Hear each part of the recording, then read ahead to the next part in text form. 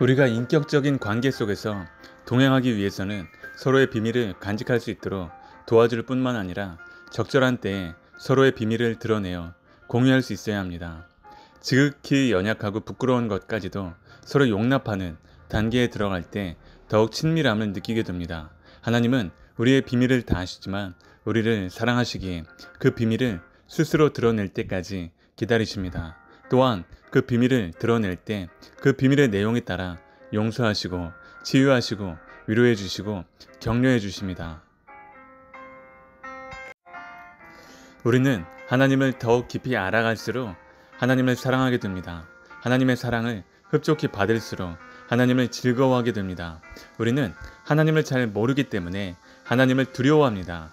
가인처럼 하나님 앞을 떠나 살기를 원합니다. 하나님은 우리가 멀리 해야 하는 분이 아닙니다. 우리가 가까이 해야 할 분입니다. 우리가 즐거워하고 기뻐해야 할 분입니다. 하나님은 정말로 우리를 사랑하십니다. 그분은 우리를 믿어주시고 우리를 보고 기뻐하십니다. 우리의 죄악과 허물을 아십니다. 우리의 약점을 아십니다. 그래도 여전히 우리를 사랑하십니다. 하나님은 우리를 있는 모습 그대로 받으십니다. 그리고 더욱 아름답고 정결하게 만들어 가십니다. 하나님을 믿는 것과 하나님의 말씀을 믿는 것은 떨어질 수 없는 관계입니다. 우리가 하나님을 믿는다면 그분의 말씀을 믿게 됩니다. 우리가 하나님을 즐거워한다면 하나님의 말씀도 즐거워할 수 있습니다.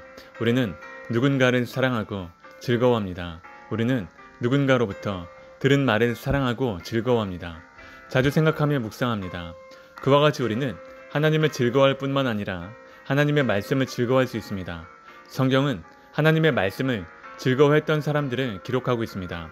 특별히 다윗은 하나님을 즐거워할 뿐만 아니라 하나님의 말씀을 즐거워했습니다. 멀리 있는 사람을 좋아하고 존경할 수 있고 홍보할 수 있습니다. 하지만 멀리 있는 사람의 영향을 지속적으로 받을 수는 없습니다. 우리에게 지속적으로 영향을 주는 사람은 가까이에 있는 사람입니다. 우리는 가장 사랑하고 좋아하고 즐거워하는 사람의 영향을 받게 되어 있습니다. 늘 바라보는 대상을 닮게 됩니다. 바울은 우리가 주의 영광을 바라볼 때 주님과 같은 형상으로 변화된다고 말합니다. 에녹과 달리 예수님은 죽음을 맛보셨습니다. 그리고 부활하셨습니다. 또한 승천하셨습니다. 때가 되면 다시 오실 것입니다.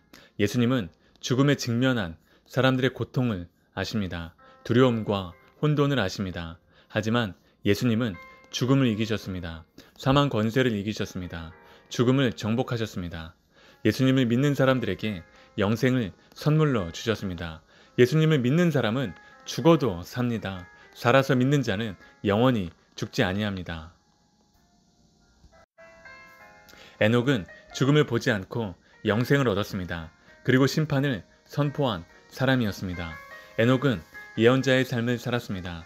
에녹은 자신의 생명은 얻었지만 다른 사람이 영생을 얻도록 돕지는 못했습니다. 반면에 예수님은 자신만 영생하신 것이 아니라 자신을 믿는 모든 사람에게 영생을 주십니다. 예수님은 우리와 함께 하실 뿐 아니라 성령님을 보내주셔서 우리와 영원토록 함께 하십니다. 이것은 놀라운 메시지입니다. 우리는 가인처럼 자꾸 하나님 앞을 떠나 살려고 합니다.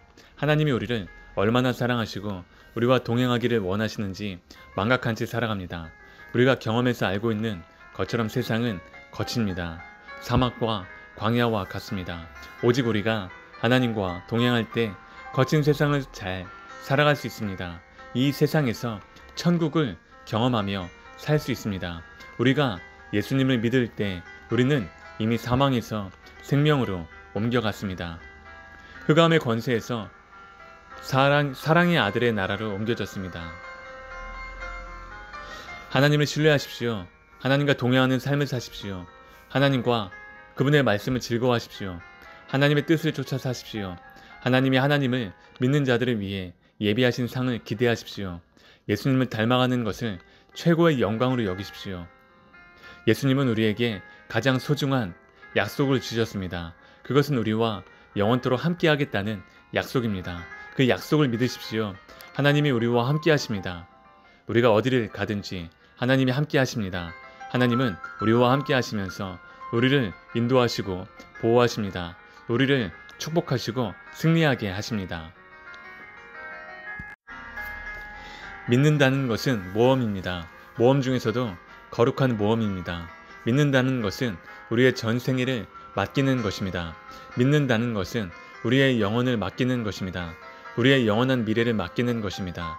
그런 면에서 믿음은 대단한 모험입니다. 노아는 하나님을 믿었습니다. 아직 보이지 않는 일에 하나님의 경고하심을 받았습니다. 그는 한 번도 본 적도 없고 들은 적도 없는 홍수 심판에 대해 경고를 받았습니다. 노아가 살던 시대에는 비가 내리지 않았습니다. 비를 본 적이 없었습니다. 그런데 보통 비 정도가 아니라 홍수 심판에 대해 경고하시는 하나님의 말씀을 믿는다는 것은 모험이었습니다. 해변도 아닌 곳에서 방주를 짓는 것은 모험이었습니다. 노아는 아무도 가지 않은 길을 갔습니다. 그의 가족 외에는 아무도 방주에 들어가지도 않았습니다. 그 길은 외로운 길이었습니다. 그 길은 힘든 길이었습니다. 그 길은 좁은 길이었습니다. 믿음으로 산다는 것은 바로 그런 것입니다. 믿음의 세계로 들어가는 문은 넓은 문이 아니라 좁은 문입니다. 성경에 나오는 믿음의 사람들이 걸어간 길은 한결같이 좁은 길이었습니다. 우리가 하나님을 믿는 것만 모험이 아닙니다. 하나님이 우리를 선택하시고 믿음의 후사, 즉 의의 후사로 삼으신 것도 대단한 모험입니다. 하나님이 우리를 믿어주시는 것 또한 대단한 모험입니다. 저는 우리가 하나님을 믿는 모험보다 하나님이 우리를 믿어주시는 모험이 더욱 위험한 모험이라고 생각합니다. 하나님이 노아를 선택하신 것은 모험입니다. 하나님이 아브라함을 선택하신 것은 모험입니다. 하나님이 우리를 선택하신 것도 모험입니다. 하나님은 지금도 하나님의 구원 역사를 함께 이루어갈 사람들을 선택하고 계십니다. 우리가 믿음의 모험을 선택한 것은 엄밀한 의미에서 하나님의 은혜입니다. 우리가 구원받은 것은 하나님의 은혜입니다. 우리가 하나님을 선택하기 전에 하나님이 우리를 선택하신 것입니다. 우리가 모험을 시도하기 전에 하나님이 모험을 시작하신 것입니다. 하나님이 우리를 선택하신 후에 얼마나 가슴 조이는 모험을 하고 계시는지 우리는 깨달아야 합니다. 하나님의 관점에서 우리의 생애를 바라본다면 우리의 인생 이야기는 아주 새로운 관점으로 다가오게 됩니다. 믿음은 아직 보이지 않는 것을 믿는 것입니다. 보이는 것을 믿는 것은 누구나 가능합니다. 물론 보는 것이 아니고 본다고 믿는 것이 아닙니다. 그런 면에서 믿음은 신비 속에 속합니다. 어떤 사람은 보고도 믿지 않습니다. 믿지 않기로 선택한 사람들이 있습니다. 하지만 노아는 아직 보이지 않는 일을 믿었습니다. 그는 비를 보지 못했고 홍수를 보지 못했습니다. 방주를 보지도 못했습니다. 하지만 그는 하나님의 말씀을 믿었습니다. 믿음은 보이지 않는 것들을 바라보며 믿는 것입니다.